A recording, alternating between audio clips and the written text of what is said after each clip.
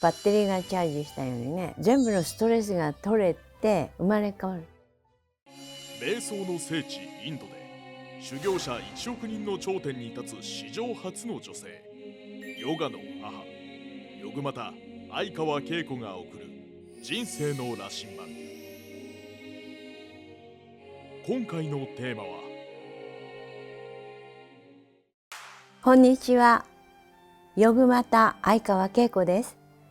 本日はプラーナーについてお話をさせていただきます。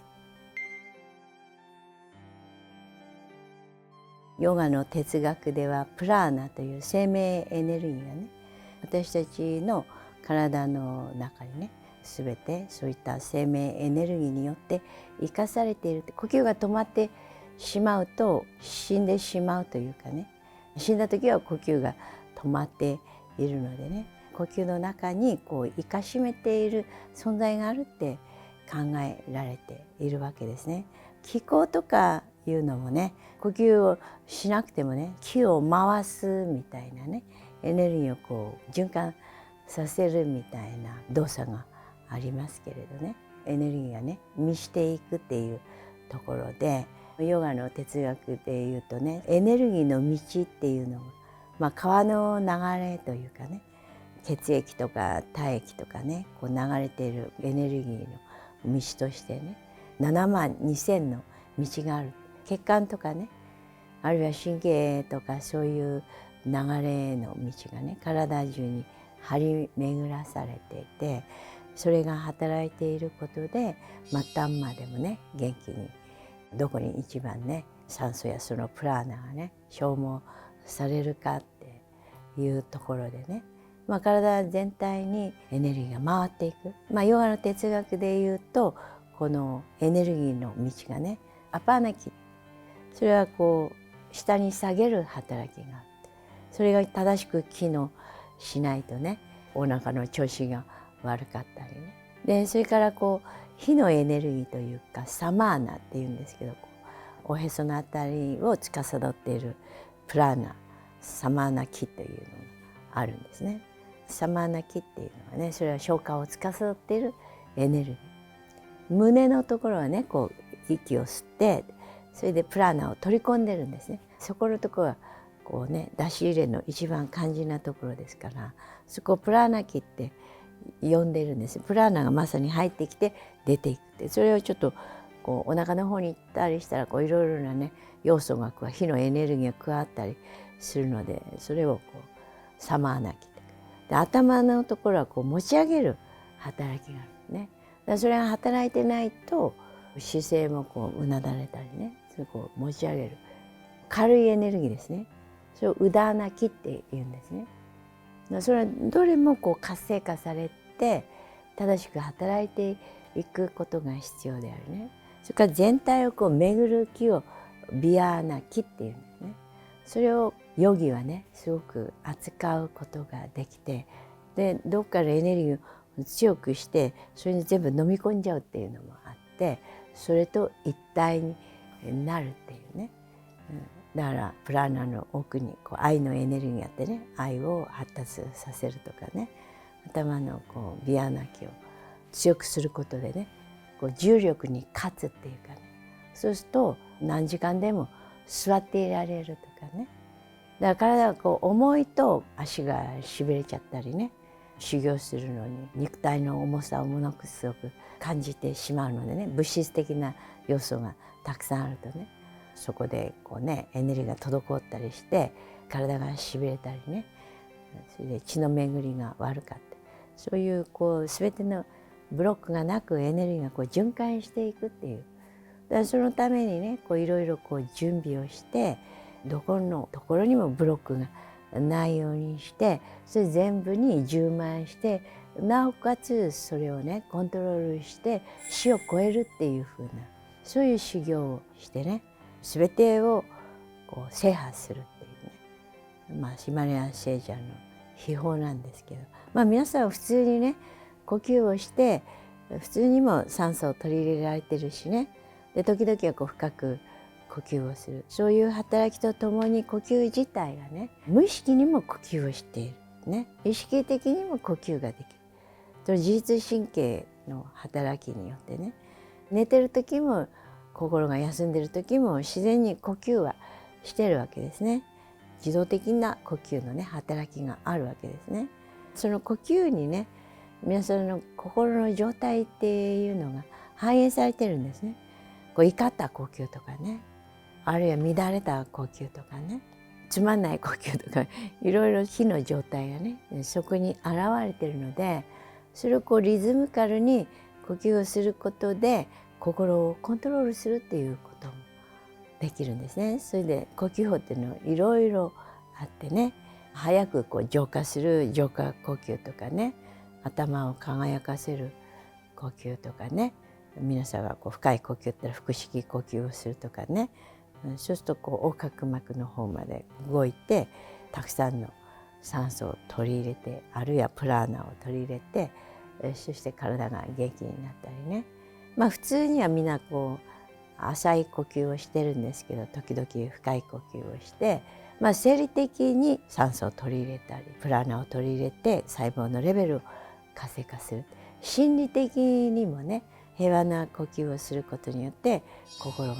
平和になる。ヒマラヤの聖者はね、その呼吸によってカルマをねどんどん燃やすっていうこと、呼吸を強くしてやっていくことによってですね、潜在意識にアクセスできるんですね。悟りへの道を進んでいく、真理への道を進んでいく、健康への道を進んでいくのに、それを熟知した先生について学んでいただきたいなっていうのあるんですけどね。真のヨガ、瞑想を通して100万人以上に愛と平和を伝えてきたヨグマタ相川恵子に学ぶヒマラヤシッダー瞑想無料説明会を開催中。 LINE 登録するだけで完全瞑想ガイドをプレゼント。詳しくは概要欄から。プラーナは瞑想を進めることで体感できたりとか、プラーナに満たされているなっていう感覚を得ることはできるんですか？それはかなりね修行を積んでいくと分かってくるんじゃないかと思いますけれども、その悟るのエネルギーとかね、精妙なエネルギーとか粗いエネルギーとかね、でその呼吸がどこに入ってるかとかね、そういうのはすごく訓練をしていかないと、呼吸のその入る道っていうのが7万2,000もあるんですけれども、その中で重要なのはピンガラの道って陽の道と陰の道ってイダーの道っていうのがあって、それが動いていて生かされてるんですけれども、それを超えていくっていうところでさらにね無限の存在に近づいていくっていう、生きてる時は体がこう変化して動いてるんですね。でそれをこうポジティブに言ったりネガティブに言ったり、それ生かされているんですけれども、それがワンネスになって平和になると、もう呼吸もしないような状態になってくるんですね。怒った時なんかものすごく消耗して、その後ガーッと疲れてプラーナが消耗してなくなったなっていう、エネルギーがなくなったっていうことだと思うんですけどね。だからそういう平和の時はバッテリーが充電するように呼吸はしてないんですけれども、消耗もしてないので、すごく呼吸が浅いんですけれども力強くなって、そこから現在意識に戻るとすごく充電されて、脳も全部クリアになってね、全部お掃除されて、そしてリフレッシュしてね、一回こう深い休みをいただくとまたねよく考えられるみたいな。考えすぎちゃうとなんかもうろれつも回らなくなったりするんですけれども、あまりにも疲れてると運転してね、右に曲がろうとしてるのに左に曲がってったりとか、そういうだからこう錯覚を起こしちゃうみたいなね、そういうこともあるかもしれないんですね。で判断力が鈍ったりね、だからそれすごくリラックスしたらまた回復してね、全部充電されて全部が再生機能が働いて、本来みんな元へ戻そうというね、バランスの取れたところに戻すっていう力が神様が与えてくださっていて、休んでいる時はそこに仕事がね行って全て整えようっていう。で何かしてる時っていうのはそこにしている時ところにエネルギーが注がれているのでね、勉強している時は勉強にエネルギーが注がれているのでね、休息してる時は調和の取れたところに戻そうって、それが完全なところにね戻ってくる。本来の使ってないね無垢な時の状態、生まれたてのような状態に戻って再生される。だからそこはプラーナが満ちてる、充電してるということなんですね。普段はプラーナが満ちてるんじゃなくてストレスが満ちている。だからそのストレスがプラーナによって溶かされて、呼吸することでプラーナがね取り込んでね、また自分の中にもプラーナがあるので他の方に使わなくて、それがどんどんどんこう充電されていくという感じですね。プラーナが満ちていくっていうのは大きくなっていくのか、それともこうあったかくなっていくのかみたいな。それは暖かくなっていくっていう感覚もあると思うんですね。溶けてね、でエネルギーがこう活性化されて柔らかいエネルギー、それが暖かいこう頭使いすぎたりすると手足が冷たくなるってこともあるんですよ。手足までも血の循環が良くなってエネルギーが満ちる、それはプラーナが満ちるっていうふうに考えてもいいと思うんですね。瞑想をどんどん習得していくことによってプラーナの満ち具合っていうのはどんどん変わっていくものなんですか？バッテリーがチャージしたようにね、全部のストレスが取れて生まれ変わる。それはサマディみたいな感じになるんですね。機能がねこうすごく深く休息をしてね、深い熟睡をした後は元気になるんですかね。そういうのにちょっと似てるところはあるかもしれないです。逆にこうストレスとか疲れとかっていう負のエネルギーが少なければ少ないほどプラーナっていうエネルギーは体に満たされやすいというか。そうですね。だからみんなストレスを感じないように訓練をしないとね、何もしてないのにもう消耗しちゃう人もいるのね何もしてないんだけど心が心配してるとかね、先のことをプランしてるとか、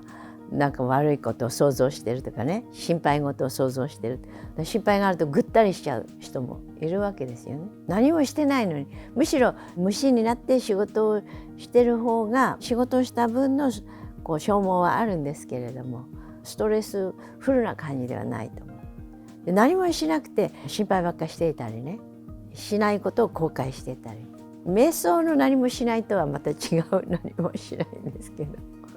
瞑想はその整えて今にいるっていうことでね、見ているっていうその自分のね意識がね観察しているっていうところにいるんですけど、ただ悩んでいる何もしないっていうのは混乱の方にどんどん行ってるわけですよ。そうすると混乱がどんどんストレスを生み出して、ストレスがねどんどんこう増殖して、いいエネルギーにいただいて、そうするとこう整う。そうじゃないとただ中でねこううごめいてる。で変なものが増殖していくわけ